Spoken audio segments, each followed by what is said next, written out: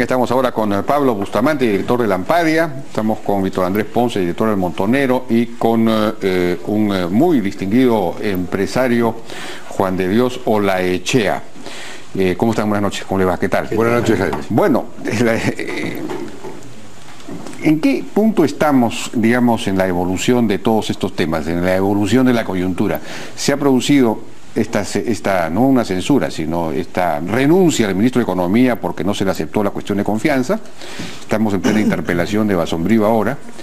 Este es un hecho mayor, sin duda, ¿no? La renuncia del ministro de Economía en este momento. Se ha quejado de alguna manera Fernando Zavala en un comunicado que ha emitido, diciendo que no se puede cambiar a un ministro de Economía en un momento como este, etcétera.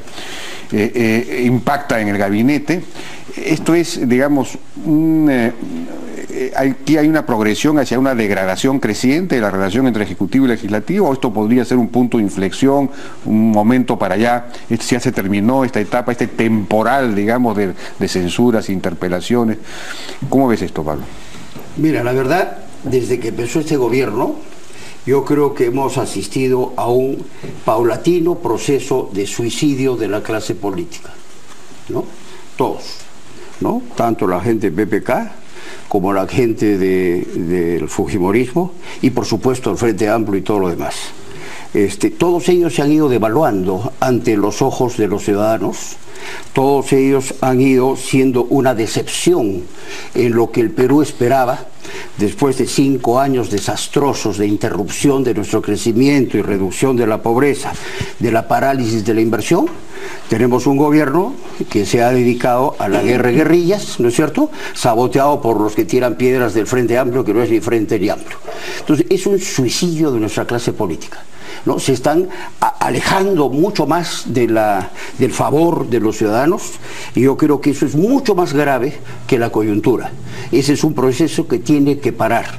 El otro día yo decía en alguna publicación que alguien le tiene que meter un sopapo a nuestra clase dirigente, a nuestra clase política. Esto no puede continuar. Bueno, el sopapo parece que se lo ha metido el Congreso. Eso eso es parte de la guerra de guerrillas. Además, yo no creo que son 3 ministros atacados por el Congreso. Lo de Saavedra es sí una censura. Yo lo hubiera hecho por otras razones, no por las que se dio, ¿no? Pero el caso de Martín Vizcarra fue un suicidio de él. Hizo un papelón con el tema de Chincheros y varios otros más, ¿no? Le entregó las decisiones al Contralor, que sabía perfectamente que era un desastre, ¿no?, de profesional y de todo lo demás, y después se queja y le echan la culpa al Congreso. No, por favor, ¿no? Víctor Andrés, ¿cuál es tu opinión sobre esto? Bueno, yo creo que la situación de polarización extrema que vive el país lo que está confirmando es una verdad incuestionable de la democracia, desde que nació la democracia.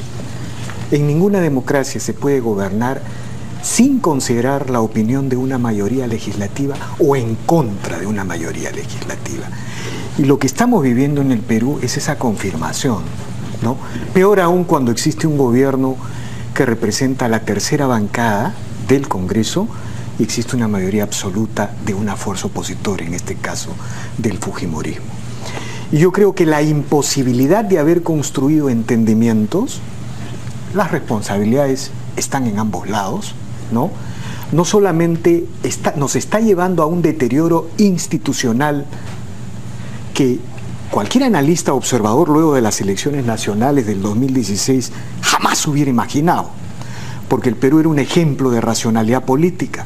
Una fuerza proempresarial ganaba el Ejecutivo y una fuerza plebeya de derecha emergente ganaba el Congreso. Nadie se imaginaba este escenario, pero ahora aún viendo los programas. Las responsabilidades, digo, están de los dos lados, pero principalmente en el gobierno. Porque si queremos reconstruir este proceso, hay que empezar a elaborar un diagnóstico que nos permite ubicar dónde están los problemas. Ahora, digamos, este problema se resolvería si estuviéramos en un régimen parlamentarista, en el que si digamos, la oposición tiene la mayoría, la oposición pondría el primer ministro, como es en Francia, con la cohabitación, como es en No es necesario Inglaterra. tanto. ¿Sabes por qué? Pero esa salida es imposible porque el fujimorismo interpreta su rol como de oposición. No, punto. Jaime, entonces no hay manera. Pero mira, ¿qué te parece? ver, Carlos. Juan de Dios. Es que recojamos una experiencia, la francesa. La Constitución francesa no dice nada sobre la cohabitación. Así es. Pero fue la grandeza de espíritu de Mitterrand cuando pierde la elección, porque en la Quinta República nunca había sucedido eso, y Francia no es parlamentarista. Semiparlamentarista. No, presidencial al máximo. Pero Mitterrand comprende... No es así. Bueno. En su ejecutoria, ¿no? Mitterrand comprende que no va a poder gobernar contra la mayoría del Parlamento, de la Asamblea Nacional. Ojo, no hablo del Congreso, porque el Senado en Francia no cuenta, sino la Asamblea Nacional. Entonces, ¿qué cosa hace Mitterrand? Mitterrand va a escribir una parte nueva de la Constitución francesa que no está escrita. Va a decir, llama a Chirac y le dice: forme usted gobierno, yo me reservo... Es decir, al jefe de la oposición. Al jefe de la oposición. Yo me reservo los 2 puestos ministeriales que de acuerdo a la Constitución son del presidente. Es decir, las Fuerzas Armadas... O sea, que la Constitución sí lo prevé de alguna manera. No, él dice el presidente es responsable de las relaciones exteriores y el presidente es responsable, es el comandante general de las Fuerzas Armadas. Bueno, entonces eso significa que si el presidente Kuczynski hiciera lo mismo acá, podría darse esa misma solución, solo que Keiko Fujimori interpreta su rol como de oposición absoluta. No, pues, la pregunta es, ¿la han llamado? No, evidentemente no la han llamado. ¿Para que forme gobierno? No. Además, esto debió darse... Pero permíteme desarrollar eso que tú señalas. Mira, es que depende con los ojos que leamos. Hay para decir que esto va a la polarización o hay enormes posibilidades de acuerdo. Por ejemplo, una oposición que da un voto de confianza casi unánime al primer gabinete, que entrega delegaciones facultades legislativas en todo lo que existe, que discute un presupuesto armoniosamente, que retira una censura a un vicepresidente de la República, podría ser interpretada como una oposición que busca la colaboración, ¿no es cierto? Entonces inmediatamente tú replicarás, pero la censura de Saavedra, te pongo en otro escenario, leamos con otros ojos. Pero Andrés, no, ya está en una democracia... a los detalles de lo que se hizo y no se hizo. Permítame, solo para leer con otros ojos. En una democracia normal, a ningún gobierno se le ocurriría nombrar de ministro de Educación a la némesis de la mayoría legislativa. Es decir, al ministro que va a tener inevitablemente el cuestionamiento de una mayoría legislativa. Esas cosas pasan, ¿sabes por qué, Jaime? Por favor, porque no hay diálogo. No sigamos porque no hay un entendimiento. Lo que pasó. Tratemos de ir hacia adelante. Evidentemente, acá ambos han traicionado el voto popular. El voto popular era afirmar la economía de mercado, recuperar el desarrollo del Perú, y eso significaba que tenían que trabajar juntos. Donde empieza es como el huevo a la gallina. Yo creo que ya no vale la pena comentar. Tú tienes un sesgo, yo tengo otro y el otro. ¿Okay? Y yo creo que hay que superar eso. ¿Okay? Hoy día hay que vernos al frente de donde estamos. Estamos a punto de caernos un barranco. La economía está destrozada. La crisis política es insostenible. La falta de liderazgo es atroz, ¿no es cierto? Y este país no se merece semejante cosa, ¿no? Este país es infinito. Nosotros podemos multiplicar nuestra producción, nuestra economía, crecer al 6-7% por año. Es inaceptable que estemos en la situación que estamos. Bueno, pero la salida de Torne implica una gran crisis política o de repente puede ser una oportunidad. Cada una de estas cosas es una oportunidad. No, de repente podemos poner un hay ministro... que ver, ¿no?, con cómo se reacciona, ¿no? Por ejemplo, a mí me parece que alguien ideal para ese cargo ahora, dadas las circunstancias, sería alguien que actúe como bisagra, alguien que no tenga mucho compromiso político con nadie, ¿no? Y que por lo tanto tenga digamos, una llamada más universal, alguien como Elmer Cuba, por ejemplo, que es un economista de primer nivel, reconocido en todas partes, y que no tiene oposición. Bueno, claro, sería muy bueno. Yo creo, Jaime, que acá hay que ir... Mira, hay salidas circunstanciales y parciales y salidas que resuelven la gobernabilidad. Y la única salida que va a resolver la gobernabilidad del sistema político tal como está organizado es una nueva cumbre entre el presidente de la República, entre PPK y Keiko Fujimori. Y déjame decirte algo, yo tengo la información de que luego de la primera cumbre que hubo a iniciativa del cardenal Cipriani, del lado del Movimiento Naranja hubo emisarios, comunicaciones pidiendo una nueva cumbre.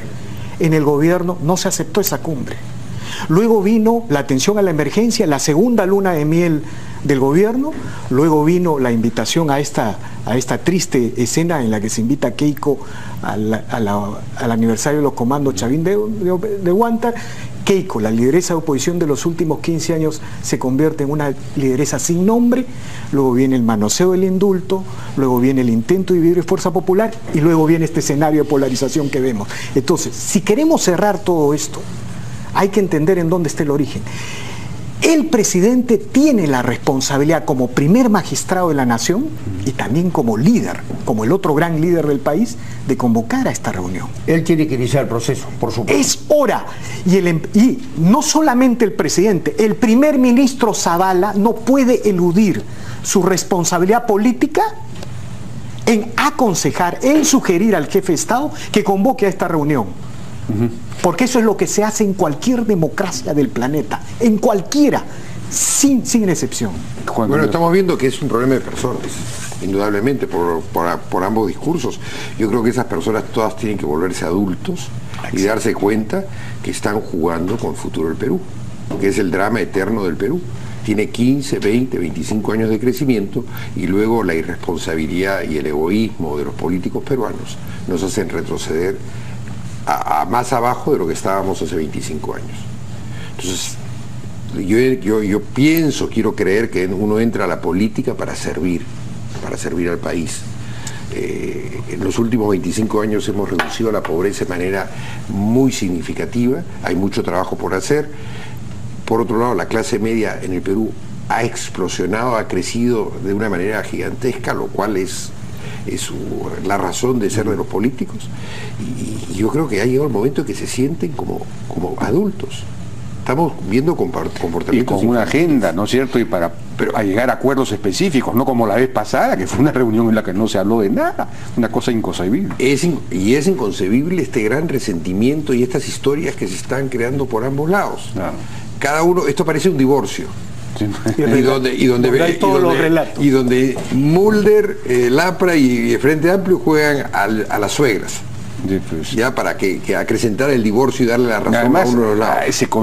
Hoy día hay un titular del diario El País, tenemos el diario El País,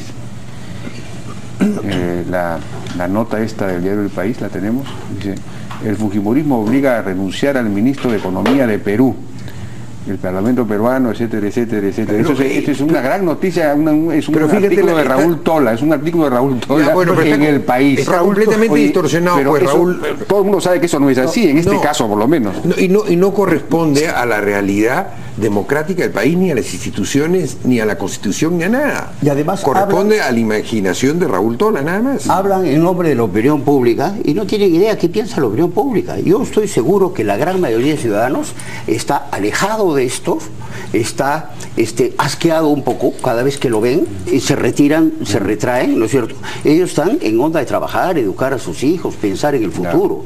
El establishment limeño, ¿okay?, fundamentalmente es el que está creando exacerbando esta sensación de guerra y propiciando eso. Sus principales comentaristas, ¿no?, para no mencionar nombres, proponen el enfrentamiento total, proponen que se elija un primer ministro que sepa pelear con el Congreso, ¿no? O sea, es increíble esta gente que está muy cercana a PPK, ¿no?, que seguramente le está haciendo daño, como le tiene que haber hecho daño el mensaje de Vargas Llosa, ni un paso atrás con el tema del indulto, ¿no? Qué barbaridad, con qué autoridad moral puede él ahora decir eso después de habernos endilgado a Humala.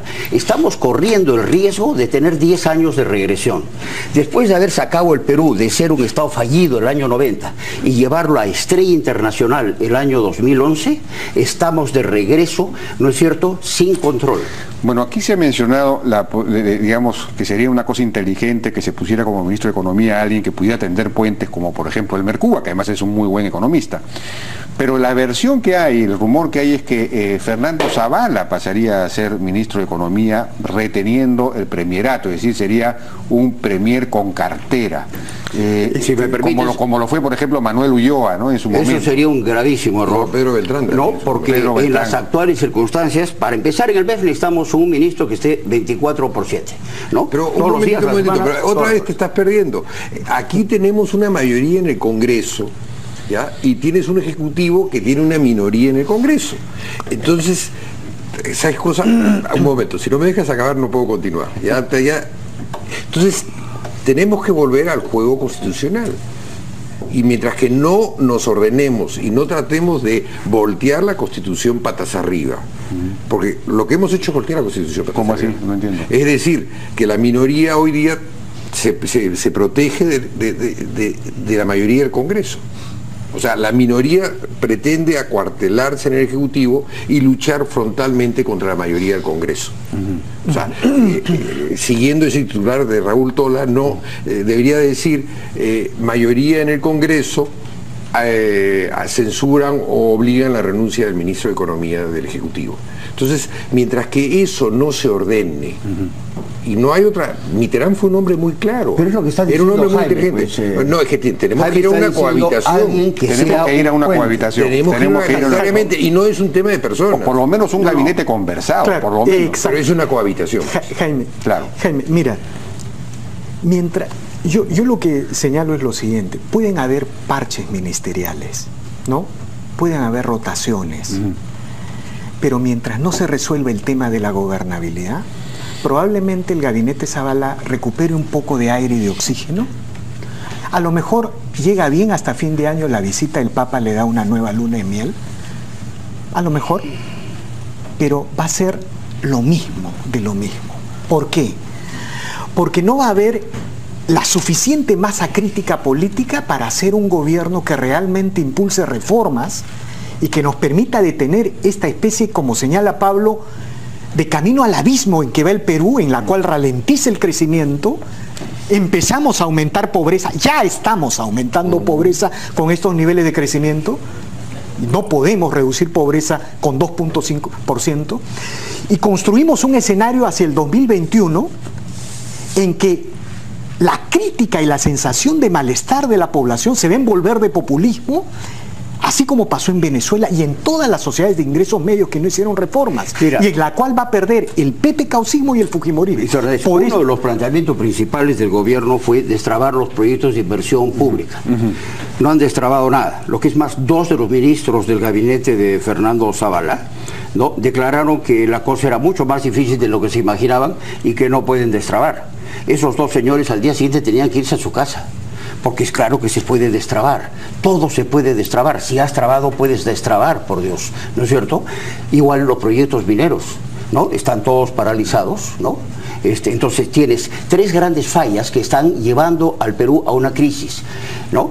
No hay proyectos de inversión pública que no vayan a hacer la reconstrucción, aunque ya hoy día Reinaldo Gilbeck se está quejando, ¿no?, de lo que está pasando en Piura, de la lentitud, de la falta de acción, etcétera, que etcétera. La reconstrucción no está funcionando, dice, según ¿no? él, dice que no. Paro que se viene en Piura. Por otro lado, el tema de inversiones privadas sigue cayendo. Pablo de la Flor no está respondiendo. Acaban de pasar, estamos viviendo 14 meses 14 trimestres de reducción de inversión privada en el Perú, continuos, ¿ok?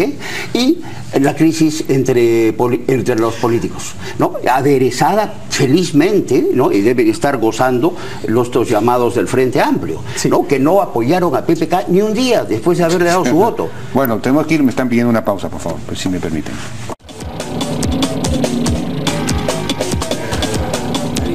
Bueno, la pregunta es, ¿debe continuar? Bueno, tiene que haber una reunión entre una convocatoria del presidente a Keiko Fujimori, tiene que haber un acuerdo, pero el gabinete Zavala todavía tiene oxígeno, Zavala tiene oxígeno, él debería ser ministro de Economía y nombrar a otro. ¿Cómo ven ese asunto? Yo no creo que deba ser ministro de Economía. Yo sí creo que él tiene oxígeno, pero tiene que asumir el espacio de un verdadero primer ministro, ¿no? Yo creo que él tiene las cosas muy claras. Mi impresión es que el presidente es el que es resistente a hacer cambios. El mismo error que tenía Humala, ¿no? Siempre Humala se resistía cuando algo aparecía y cuando ya se había armado el incendio autorizaba los cambios, ¿no? Entonces creo que es el carácter de PPK. Siempre ha sido así. A él no le gusta tomar decisiones complicadas, ¿no? Y le gusta que se resuelvan solas las cosas y no se resuelven. El gabinete Zavala no tiene oxígeno, está en cuidados intensivos, no porque hay un clima de polarización, hay una crisis de gobernabilidad. ¿A qué voy? En un clima diferente de acuerdo, de convergencia, entendimiento, por ejemplo, la crisis de Vizcarra y Chincheros hubiera tenido otro desenlace. La crisis de Torne con el Contralor hubiese tenido otro desenlace. El problema del régimen político en el país es que no se está haciendo lo que se hace en todas las democracias. Entenderse entre un ejecutivo y un legislativo para viabilizar las instituciones. Entonces, si nos ponemos en la disyuntiva de que si Zabala tiene o no tiene oxígeno, de alguna manera estamos participando de este escenario limitado, sin gobernabilidad. Yo creo que lo que hay que imaginarse es todas estas crisis acumuladas en un escenario donde hay una viabilidad de la gobernabilidad. Te aseguro que todo sería diferente. No solo eso, sino que digamos un acuerdo sobre reformas y cosas, digamos que le quitaría oxígeno, para hablar o volver a usar esa palabra, a las leyes populistas que se aprueban en el Congreso. En el Congreso se están aprobando el Congreso está un poco desbocado porque no hay un acuerdo político. Así es. Entonces cada uno se manda por la parte con leyes cada vez, hay una competencia por leyes cada vez más populistas, el asunto de la leche, en fin, una serie de... Hay una lista interminable. ¿Cómo ves eso, Juan? Mira, como en el orden lógico, si estamos hablando de que tiene que haber una cumbre entre aquellos que controlan el legislativo con aquellos que controlan el ejecutivo, es en esa cumbre que se va a decidir quiénes tienen oxígeno o no. ¿Me explico? Sí, y no a nosotros acá opinando, claro. Porque si no, seguimos insistiendo, ahí concuerdo con Víctor Andrés, seguimos insistiendo en lo mismo. Yo tratar creo que de imponer, robarle a esa cumbre su hoja de ruta, su agenda, a lo que tiene que discutir. Claro, pero hay que llevar recuperar la y ahí se puede conversar de nombres también, obviamente. Claro, los nombres están en la lista. Pero hay que hacer balance.